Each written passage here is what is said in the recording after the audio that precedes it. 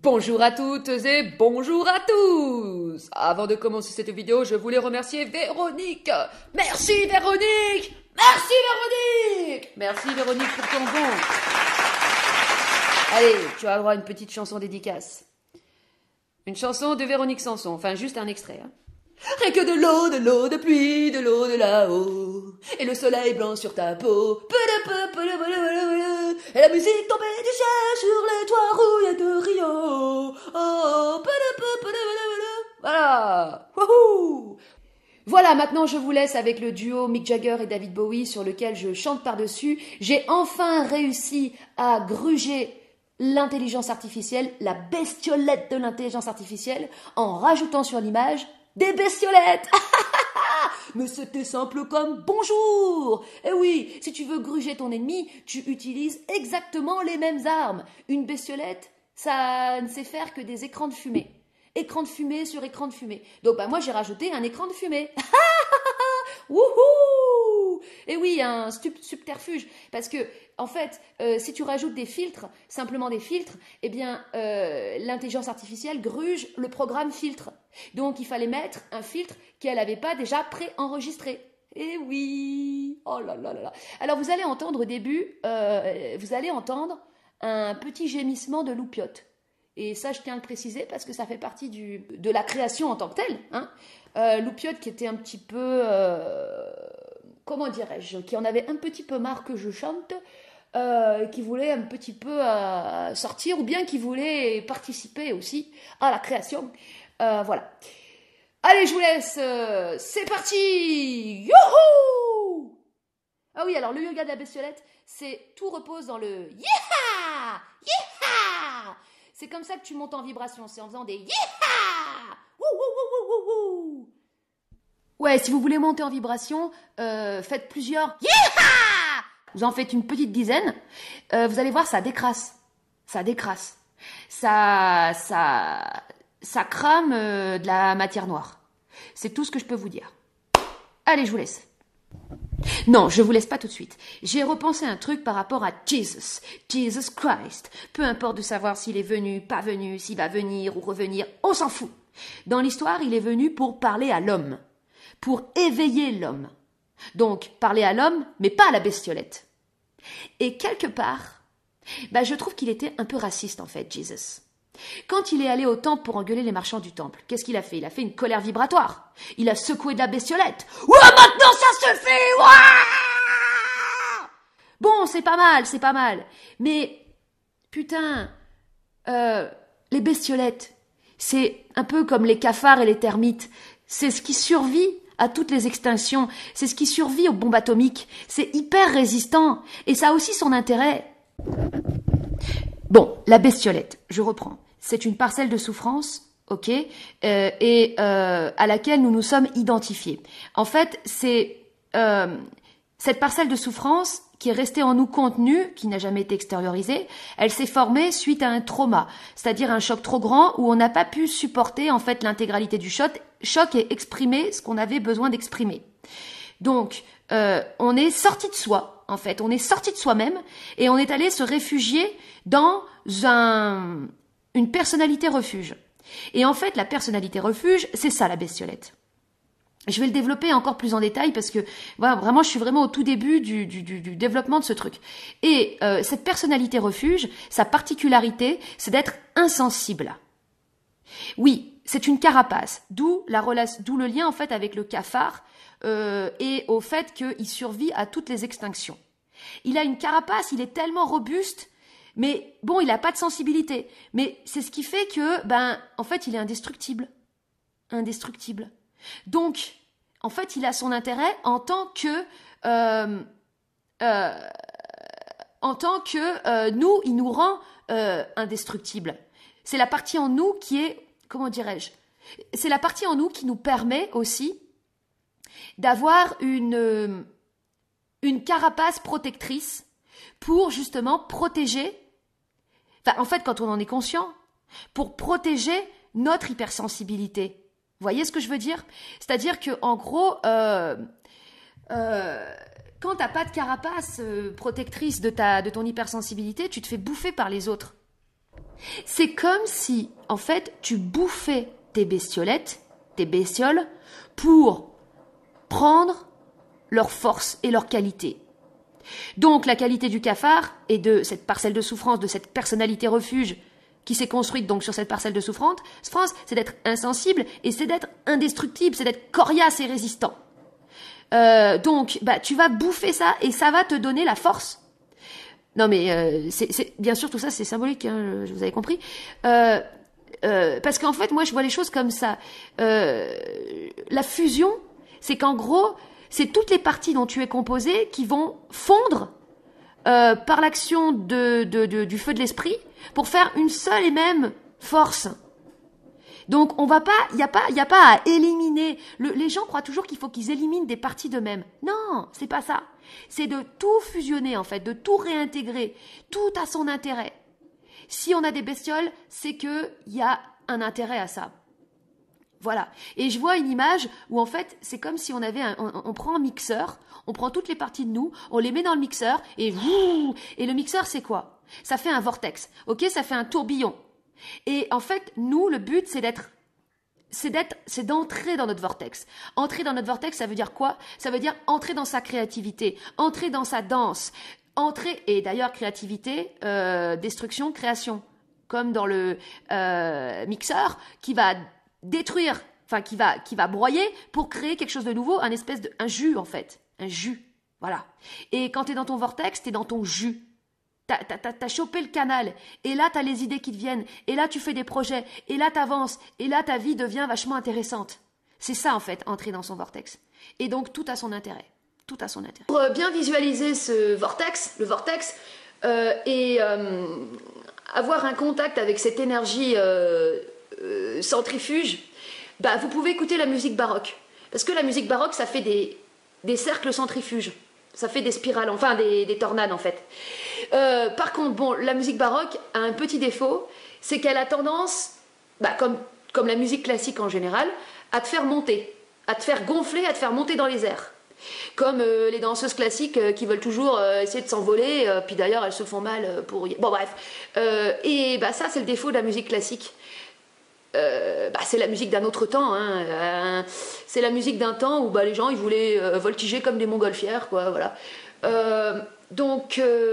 C'est aussi à l'époque où les empires européens étaient au sommet, enfin où l'Europe en fait dominait le monde.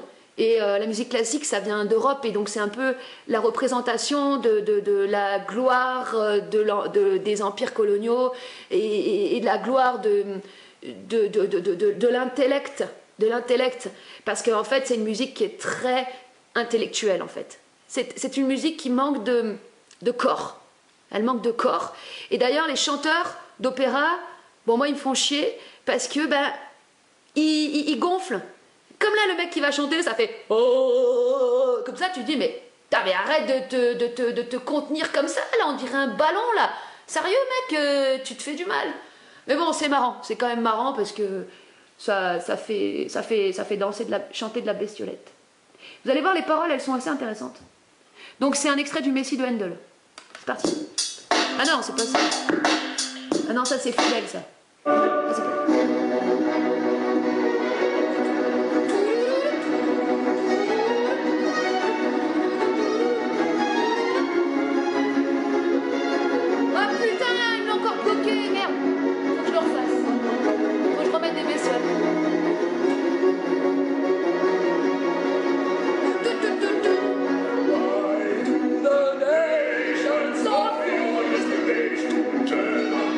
Why do the people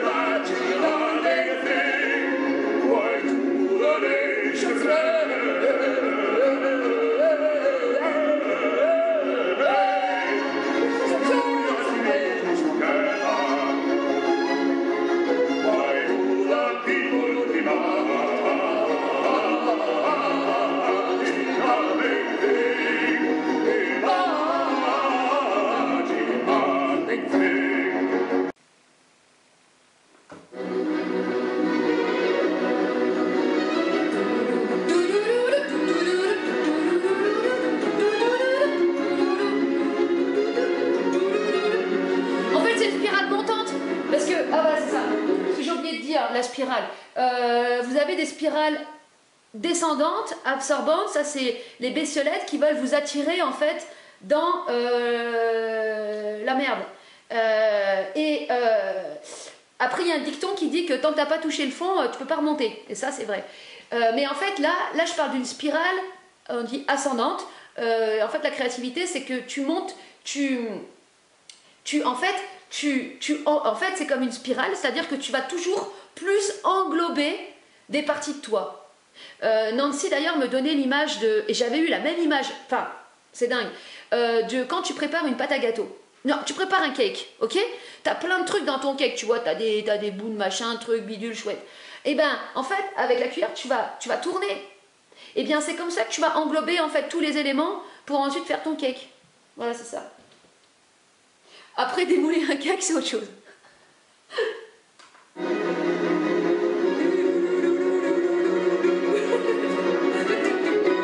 Oh, ça vient de couper, j'avais plus de place sur le disque. Alors, c'est reparti.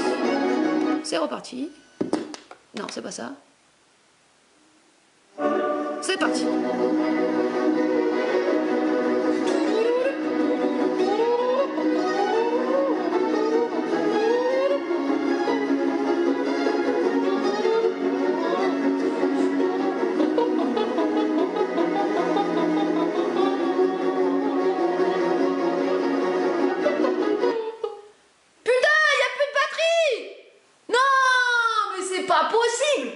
Mais c'est un complot des bestiolettes.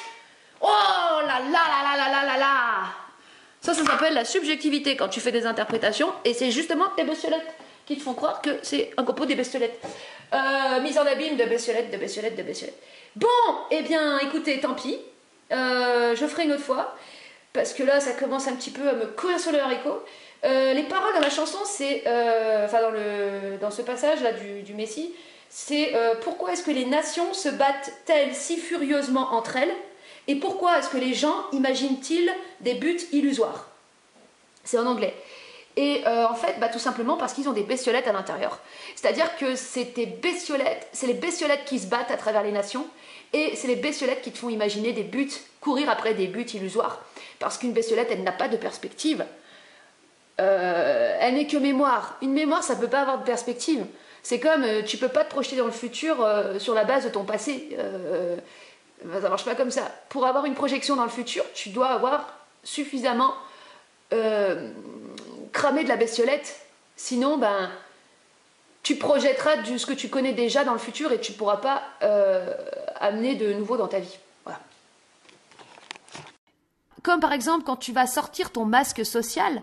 Tu sors ton masque social avec certaines personnes parce que tu peux pas être que dans le ressenti avec n'importe qui. Il y a des gens avec qui tu peux pas. Tu es obligé d'être dans la représentation. C'est comme ça. Et de jouer un certain rôle, de jouer, de faire l'acteur. Mais quand on est conscient, c'est là que c'est la différence en fait. Donc la bestiolette, finalement, c'est une sorte de véhicule qu'on utilise en fait dans certaines situations. Aussi pour interagir avec d'autres bestiolettes. C'est-à-dire que tu vas pas être un être purement transparent avec n'importe qui. Tu peux pas. Avec certaines personnes, tu es obligé de jouer un rôle. Mais tu le fais en conscience. Voilà. Donc, en fait, on pourrait inventer une sorte de bestiolette consciente. Parce que, en fait, le truc, c'est que moi, je vois, en gros, la conscience, c'est quoi? C'est l'esprit qui passe dans la matière. En gros, l'esprit, il faut juste qu'il passe dans tout, en fait. On va pas aller éradiquer, on va pas aller enlever des parties de nous. D'ailleurs, c'est ce que voulait dire Bernard quand il disait de rendre son ego transparent. C'est qu'en gros, ton esprit, l'esprit, il passe dans l'ego aussi. En fait, il faut que la lumière soit à tous les étages, que l'esprit passe partout, dans toutes nos bestiolettes, que l'esprit érradie toutes nos bestiolettes. Et voilà, c'est comme ça que ça se passe.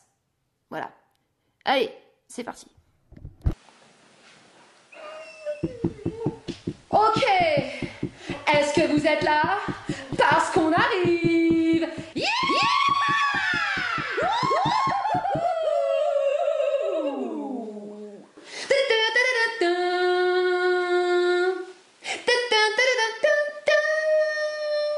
Avec ma grosse bouche, quand je chante fort, y a tout le monde qui me regarde. Et moi là-haut, avec mon impair. Oh putain, comme j'ai la classe. Attention, je vais sauter. Wouhou! Et me déplacer comme une bestiolette.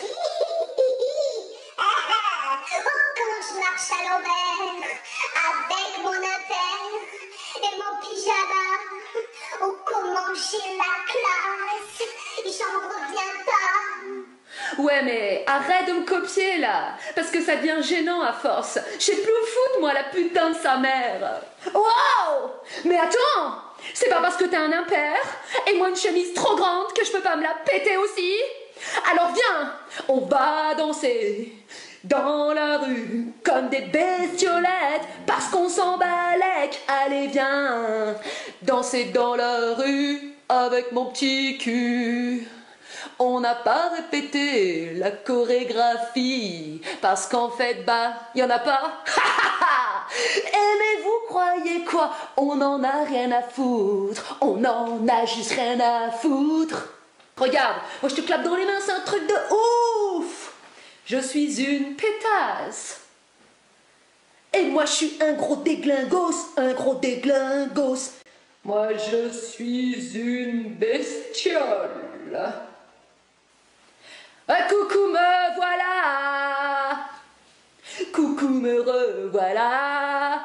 Et regarde. T'as vu ce que je fais? Je gesticule, ça veut rien dire, mais j'en ai rien à foutre. Les gens sont contents, puis moi je suis content aussi. Et moi je te fais un truc, ça s'appelle la magie. La magie de la bestiole. Oh. Ouais, regarde, je vais te montrer un truc, une chorégraphie instantanée. Waouh, génial, attends, je fais pareil. Oh merde, je t'ai encore copié. Tu m'en veux pas? Mais non, je t'en veux pas. Moi aussi, je copie tout. Je suis une bestiolette. Allez, viens. Danser dans la rue avec nos petits culs. Viens, on va danser. Danser dans la rue et tortiller du cul. Tortiller du cul. Viens, on va danser. Danser dans la rue et tortiller du cul. Tortiller du cul.